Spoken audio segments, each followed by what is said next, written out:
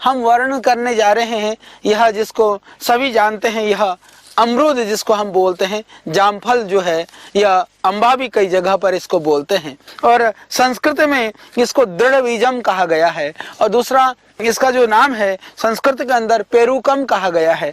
दृढ़बीजम इसलिए कहा गया कि जितना फल यह सॉफ्ट होता है, जितना अच्छा होता है, उतना ही इसके जो बीज हैं वो बहुत मजबूत होते हैं, इसीलिए इसको दृढ़बीजम कहा गया।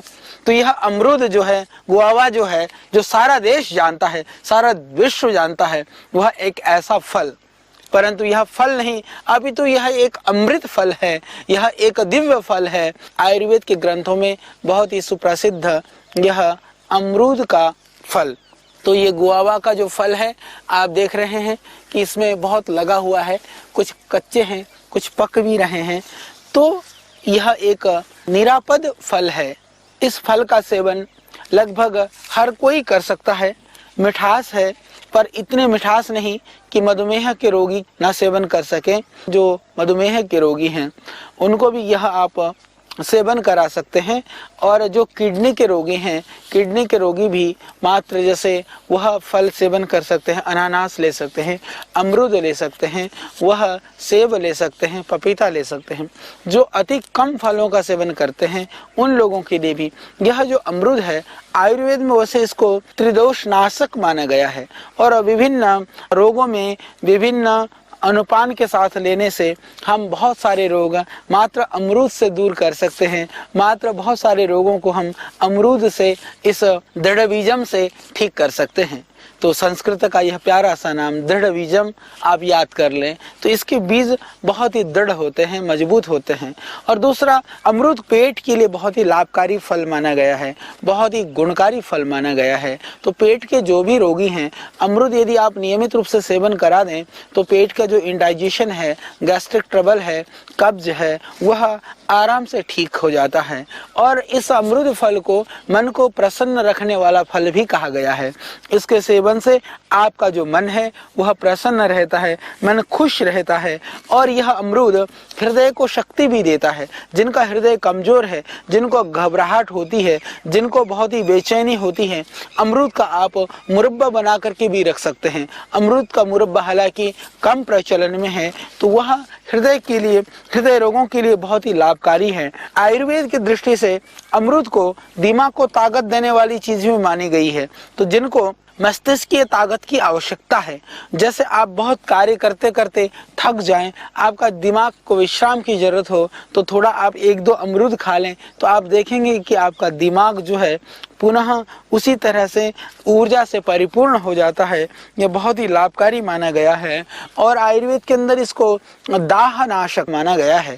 जिनके हाथ पैरों में जलन रहती हो उनको आप नियमित रूप से अमरूद खिला दें, कुछ समय तक वो नियमित रूप से अमरूद ले लें, वह आराम से ठीक हो जाता है। जिनको बहुत ज्यादा वीकनेस हो उन लोगों को भी यदि आप अमरूद खिला दें तो दाह के लिए, मूर्छा के लिए, मस्तिष्क के लिए, हृदय के लिए यह लाभकारी फल है अमरूद।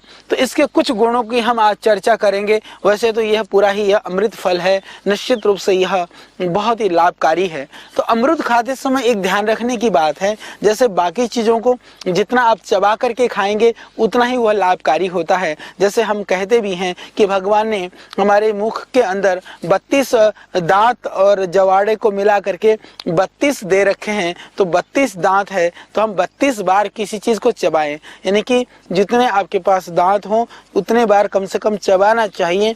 प्रायः यह कहा जाता है चबा करके भोजन ग्रहण करने से वो पाचक हो जाता है, सुपाच्य हो जाता है, वह देह के लिए गुणकारी हो जाता है। और यह भी प्रचलन में है कि जो है दांतों का काम आंतों को न करना पड़े, यह हमें ध्यान रखना चाहिए। यदि आप चबा करके नहीं खाओगे तो इंटेस्टाइन पर, आंतों पर ज्यादा जोर पड़ेगा और उसको ज्यादा काम करना पड़ेगा। खाया हुआ जो है वह ज्यों का त्यों निकल जाएगा, वह लीवर और आपके पाचन प्रक्रिया को, आपके शरीर और सेहत को उससे नुकसान पहुंचेगा। इसीलिए ये ध्यान रखने की बात होती है।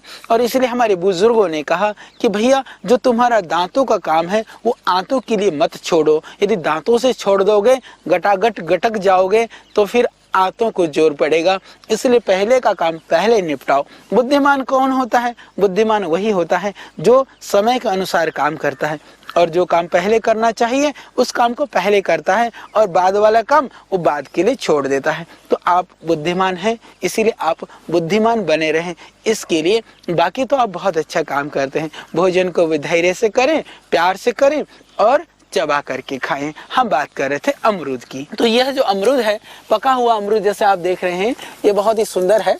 एक ये देख रहे हैं आप, इसमें लगा हुआ कितना प्यारा लगता है इन पत्तियों के साथ में। और ये बिल्कुल ही ऑर्गेनिक है क्योंकि यह हमारा उद्यान है योग ग्राम की इस पवित्र भूमि में, जहां आज सैकड़ों रोगी चिकित्सा लाभ प्राप्त करते हैं प्राकृतिक रूप से। यहाँ पर लोग प्राकृतिक आनंद उठाते हैं। इस पवित्र प्रांगण में यह हमने संकल्प लिया कि यहाँ कोई पेस्टिसाइड और यूरिया का प्रयोग इस धरती पर नहीं करेंगे। तो यह बिल्कुल ऑर्गेनिक है, शुद्ध है और बहुत स्वादिष्ट भी है। तो अमरूद आप देख रहे हैं, इसके बड़े बड़े फल भी होते हैं, इसमें भी लग रहे हैं कुछ बहुत बड़े बड़े फल भी लग रहे हैं। ये तो छोटे साइज का है। तो बाकी चीजों को चबा करके खाना चाहिए, परंतु अमरूद का बीज को चबा करके नहीं खाना चाहिए। शायद अमरूद के बीज को चबा करके खाने से जो इसके अंदर जो गुण है, मल को बहुत ही रेशन करने वाला जो गुण है वो कम हो जाता है। वो शायद इसीलिए अमरूद के बीज को चबाने के लिए निषेध किया गया है। बाकी अमरूद को चबा करके खाइए।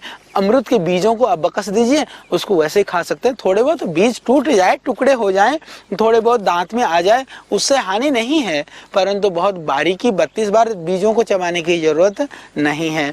तो हम इसके औषधीय गुणों की बात करते हैं। तो मैं आपको बताना चाहता हूँ, इसके पत्तों की हम बात करें, ये पत्ते बहुत ही गुणकारी। अमरूद के फलों को तो आपने जाना, और अमरूद का फल का ही हम बात कर रहे हैं तो एक और गुण मैं आपको बता देता हूँ। खांसी के लिए बहुत ही गुणकारी है।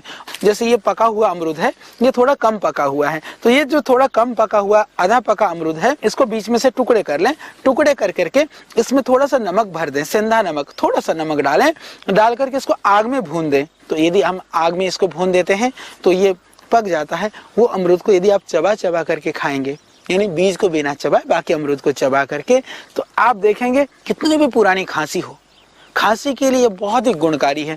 और भून करके खाया हुआ अमरूद, जिसको भूख नहीं लगती हो, जिसका लीवर डैमेज हो, उसके लिए भी बहुत ही लाभकारी है। और प्रायः गांव देहात में इस प्रयोग को आज भी करते हैं। तो अमरूद को, कच्चे अमरूद को भून करके और उस अमरूद को नमक डाल करके खाने से खांसी के लिए बहुत ही लाभकारी है। तो जिनको भूख नहीं लगती हो, जिनको खांसी की परेशानी हो, तो खांसी के लिए यह बहुत ही गुणकारी है अमरूद को भून करके खाना। और इसके अतिरिक्त जो अमरूद है, अमरूद या किसी भी फल को प्रायः हमारे यहाँ क्या होता है कि लोग पहले खाना खाते हैं, बाद में फल खाते हैं।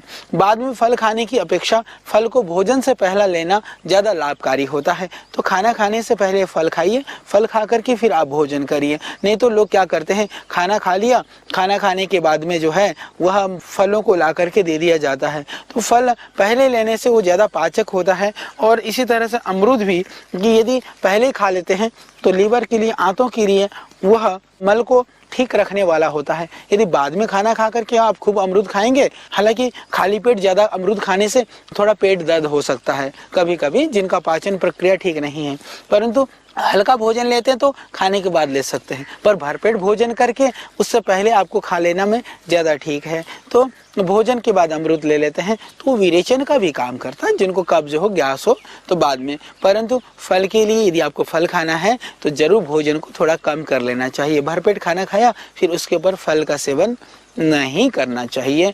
तो इसीलिए भोजन कम, फिर बाकी फलाहार ज़्यादा आप ले सकते हैं।